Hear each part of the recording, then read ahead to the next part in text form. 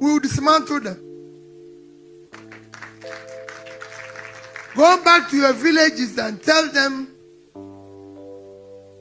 that what we have today, we must gang up to remove this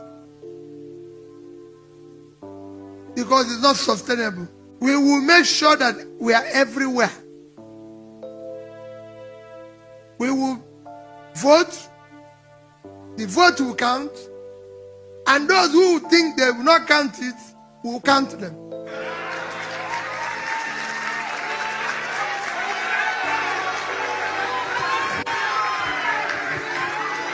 So, we will make it work. Go and read the Titanic. When it was sinking, some people were on upper deck. Dancing. They didn't know it was going down till everybody. Because those who are dancing now don't know that the plane is sinking. When it comes, it will consume everybody. Nobody will be safe. Whether you are very rich, whether you own all the houses in Abuja, all the houses in this thing. I've been to places that have better buildings. I've been to Beirut, Afghanistan, where they have lovely buildings, and you see them all destroyed. So when people are now acquiring what they don't need, instead of sacrificing to have peace by having one or two, they think they can have 100. When it starts, you can't carry any. You'll be running with you'll be running, can I be safe? Everybody will end up being in refugee camp. Today in Nigeria, we're not at war.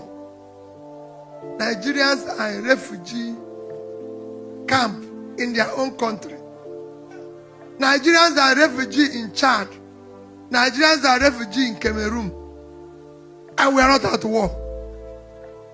The only reason is that we don't have a government who cares for the people.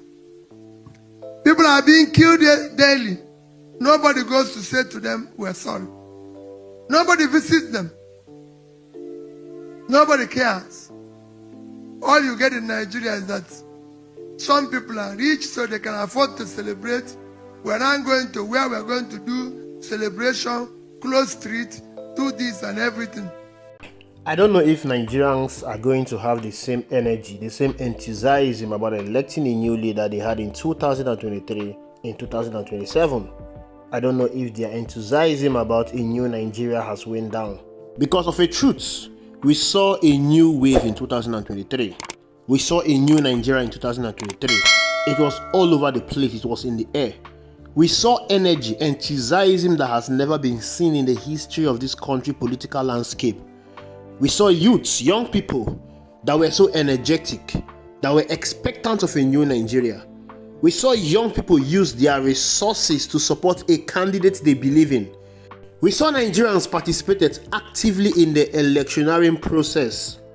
We saw them mobilize themselves, go into the villages and carry sensitization, inspire the people to go out and register for their PVC, collect their PVC and vote for a better candidate. But we also experienced and saw how the hope of these young Nigerians was dashed to the wall. We saw how INEC, the judiciary, and the corrupt entity in this country colluded together to ensure that the voices and votes of these young Nigerians were stolen. So I don't really know if their spirits have been broken. I don't know if they are really enthusiastic about the 2027 general election. I don't know if they will carry that same energy and that same enthusiasm ahead of the 2027.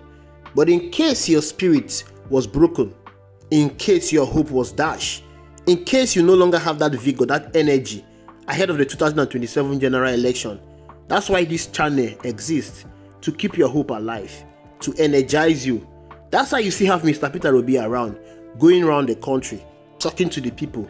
That's why Mr. Peter Obi is still in your face. Mr. Peter Obi, the man who was at the center of it all, the man who was supposed to become the president, the man whom Nigerians loved and voted, the man who Nigerians wanted to become the president, the man whose votes and that of millions of Nigerians were stolen, is still around, is still talking to you. and he has just spoken to you this morning. Don't give up.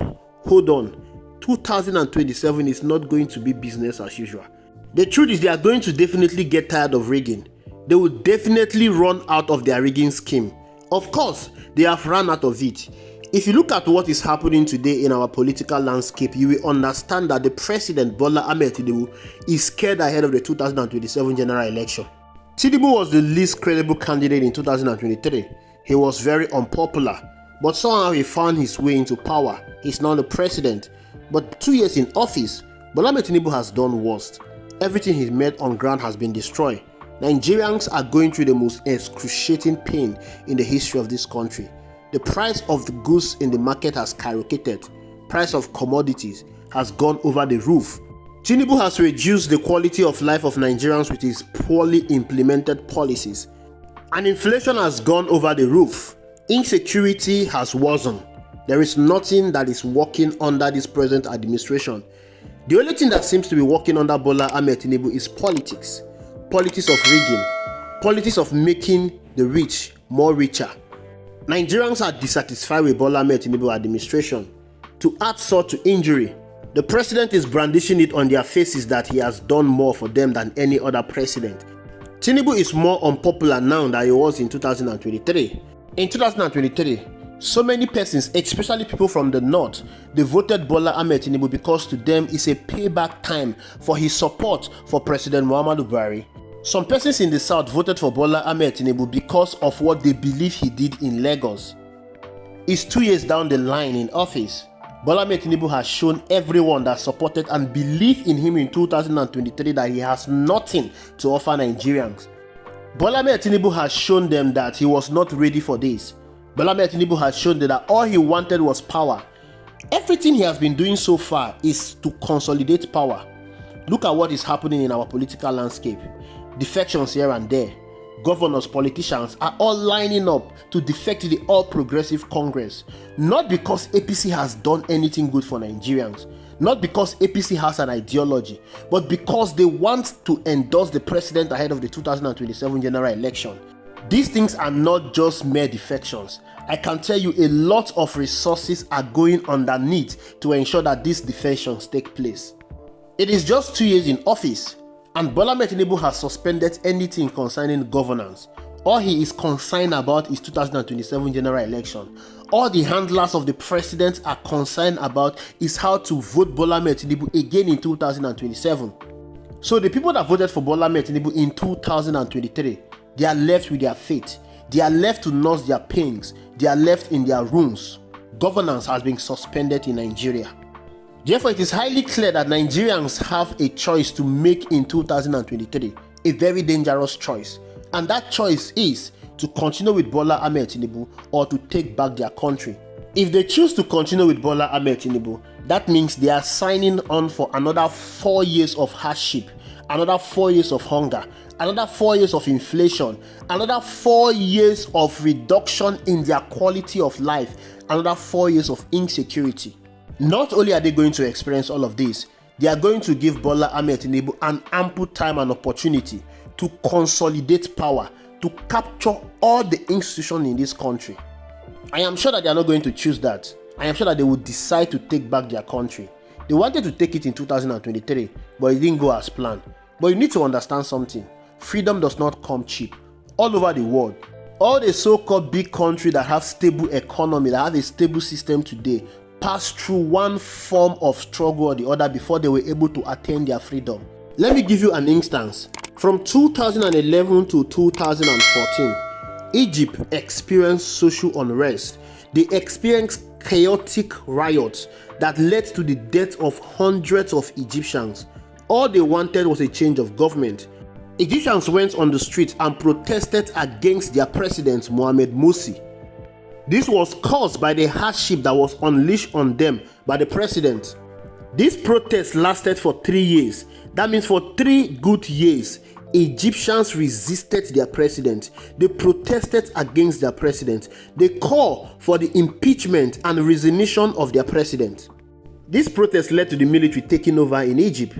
The protest and death that ensued was the beginning of good things to come in Egypt.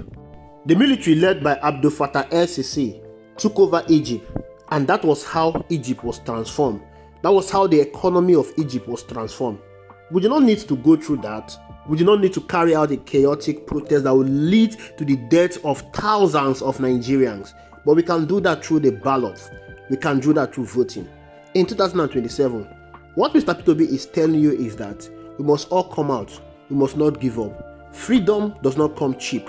Freedom comes with a lot of fight. And Mr. P2B is ready to lead that fight. Mr. P2B is still the leader. He is saying, come out and vote. Anyone that decides, anyone that chooses not to allow your vote to be counted, that person will be counted out. We are going to count calls against people that do not want our voice and vote to be heard and counted. We are going to resist them. We are going to go after them. They will no longer steal our vote. They will no longer gag our voices. So in case you have destroyed your PVC out of anger because of what happened in 2023, please get ready to get a new one when the registration process starts. We must bring back that same energy, that same enthusiasm in 2023 and 2027. We must vote out Bola Ahmed Tinubu because we cannot continue like this. Enough is enough. Thank you for watching. I'll see you in the next video.